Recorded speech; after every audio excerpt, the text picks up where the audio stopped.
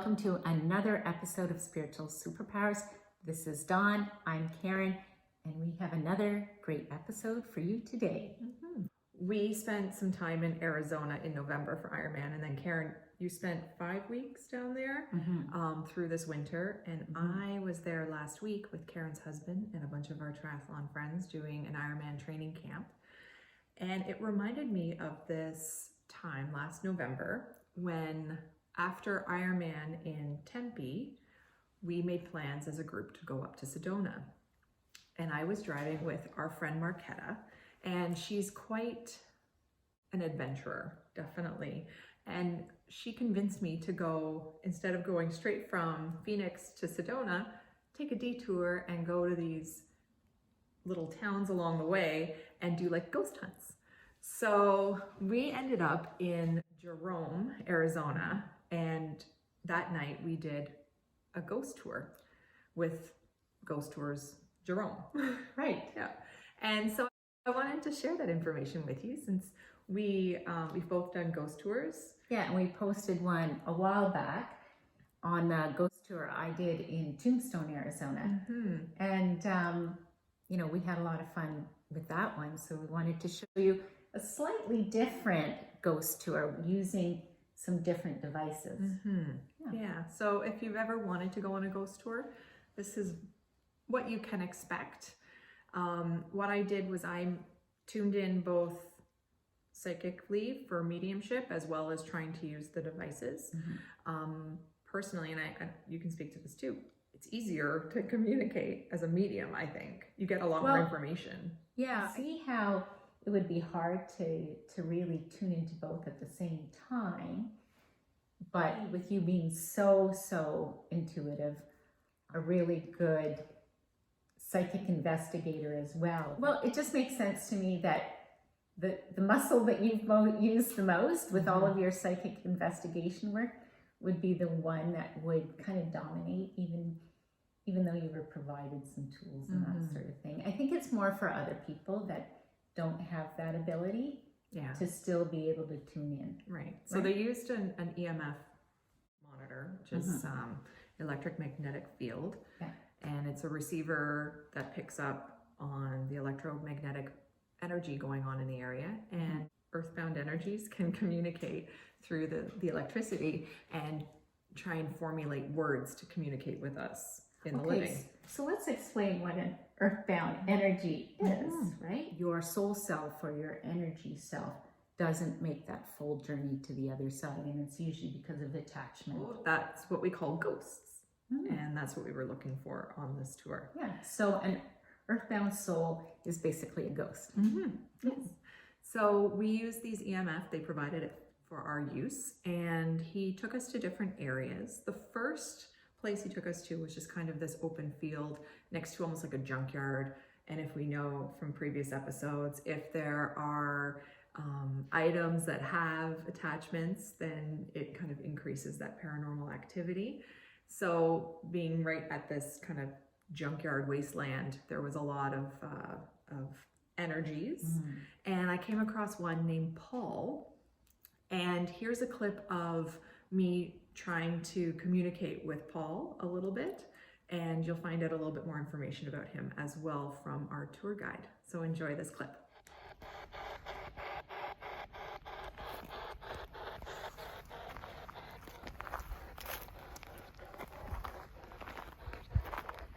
So Paul, I'm not used to using this machine. This is where you want me to be. Is this good? Can I stand here?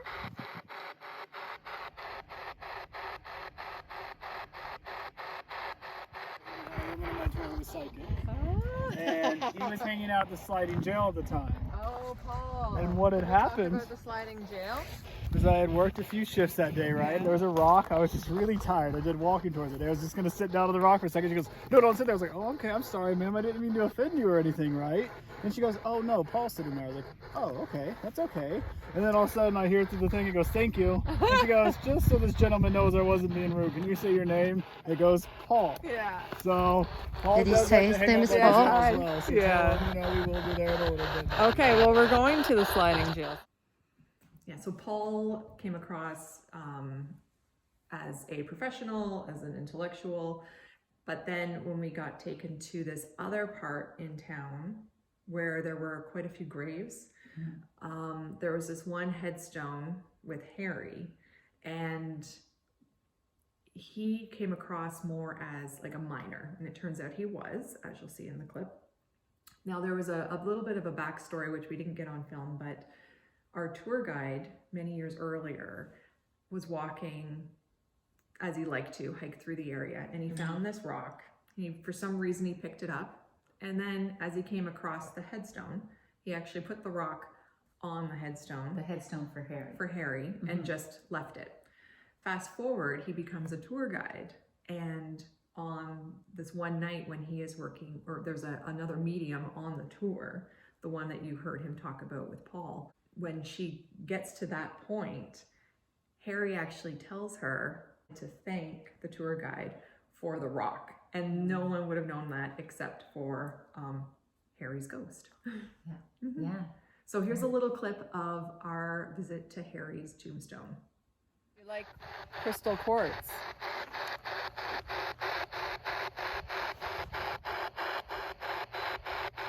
Is there a reason why you like quartz?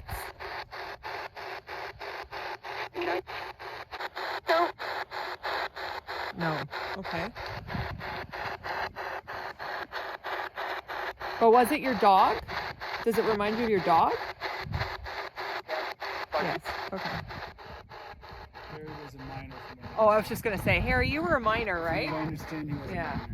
Yeah, he definitely comes across as a miner. Yep. Yeah. As soon as you said his name, They just do my about the same, yeah. like vision I of saw him. that light right up. Yep, I saw that light. Yeah, right up. I'm like, Yep. oh yeah, he was the miner, not Yeah. like Paul. No. Would you like more rocks put on your grave?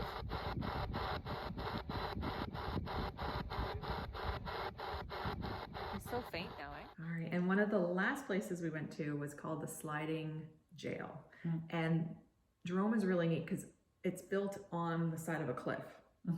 And I guess it's slowly falling. And this jail has moved quite a bit over the years. Wow. Yeah. Now, when I got to this area, big time energy. Nothing really came through a lot on the machine near the jail. However, we were able to pick back up with Paul, and we went to this rock where he likes to sit, and he had told me that he really likes to read there. So I was talking to him about that. And in this clip, you can actually hear quite a few of how they communicate. Now, what you notice is that it's really quick and really kind of faint. You have to listen to it. And I think over time, you probably understand Get what used they're to saying. it. It's like learning a new language in a way, you know, Yeah, so enjoy this because it was a little bit more active with the actual words. Okay, so let's get back to Paul. Pretty strong. Yep, and I can't physically walk. Again, done this so many times. Yeah, what am I already doing? But right here, I'm not walking through there ever. Yeah, it's really strong here. This is definitely the strongest I've felt. Yep. I don't know which one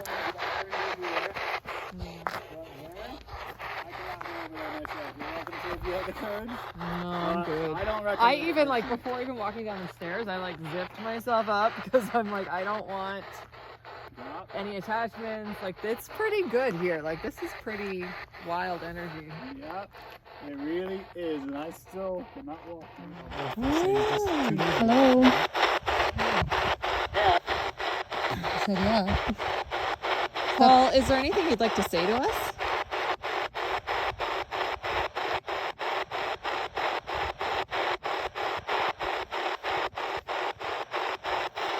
Paul, can you confirm that this is where you like to read the newspaper?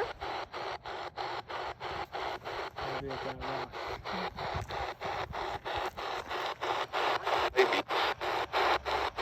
Beach? Yeah, I think that was the name. Should we go over to the rock that I'm talking about? Thank you. Well, we'll go right now. Which rock was it? Right. So Paul, judging from the view here, was it the view that you liked?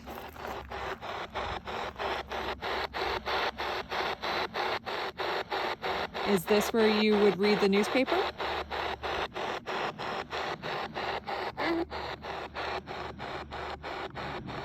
And would you look out over the skyline here?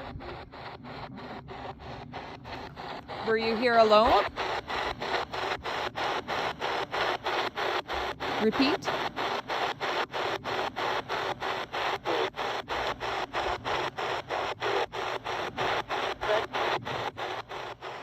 Okay, so Yeah. after all of it was done, Mhm. we get back into the van, Yes. and Marketta Yeah. really wanted to find out what exactly is going on. She thought it was fun, but she questioned whether or not It we was were legit. being, whether it was Right. legit or if we were just being. Because Cool. Marketta knows you, and I'm surprised she's a skeptic, actually, because you were picking up on just as much, if not more, than the machines, right? Mhm. So, and it was consistent with what the machines were picking up. Yeah. So, but I think it's interesting the questions she had, because it's questions that we all have if we were in that situation. Definitely. So I thought it would be good to include that in the episode, because if you have the same questions as you're watching this, then here's the answers. Introduction with Harry that day. Yeah. I also think very logically, right? Like, okay, what else could be happening that might ruin that, or interfere with this possibly, right? That day, answered all those questions. The day Harry decided to say hello and say thank you, right? Because no one else knew that occurred but me. Right. No one else could come through, say the name, know to do that, or any other thing other than him just being there. Also, these boxes operate on an AM transmitter, and pretty much at a very, very high sweep speed. So essentially the likelihood of picking up outside transmission on a scale like that and multiple times is about the same likelihood as being struck by lightning. Could it be somebody operating same one and talking like a walkie-talkies into this one as we are asking question basically? You could think there could be, right? But for one, then how would they have known about the Harry headstone, right? I never told a single person that I dropped the rock on a headstone. It's just kind of my normal day. I don't tell people a lot of what I do throughout a day, right? They just normally probably would have. Yeah, but today we just talking into it, so they basically could be just replying to our They questions, could be, right? but who would be, right? I don't know, like The people. office is closed now. The only one in there this time of night was that girl, right? Nicole, yeah. And there's a reason why I'm working 12-hour days, There's no one sitting behind getting paid on a walkie-talkie. And in that, where is the transmission coming through? This is a receiver. This isn't a walkie-talkie. It's just a receiver on one end. You don't see me with my hands in my pocket doing a click or anything. My hands are out in the air, feeling the energy of the air like a fool, right? Okay, so there you have it. My ghost tour in Jerome. We also stayed that night in a very haunted hotel, which was once an asylum. Ooh. Yeah. And it was quite a night. Did you sleep much? Same thing you saw in the video. I just zipped myself up, and I remember zipping myself up thinking, I'm just going to sleep. Like, I don't need this. This is what I do. Yeah. But I said, have fun with her. Have fun with her.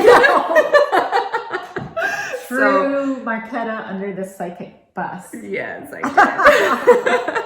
So we have more to talk about in an upcoming episode when hopefully we can get Marketta to sit down with us and chat about that fun adventure of not only staying at the Grand Hotel, but then our little journey along the way to Jerome, because we did visit other haunted hotels along the way in Prescott and stuff like that. So, and it reminds me of the episode we did when you were in France and connected with some earthbound souls in the hotel you were staying in, and you didn't. Well, there were other things too going on, and you couldn't sleep the night. I couldn't. Yeah, I didn't prepare myself properly, but that night I did. I zipped myself up, and I think that was after France.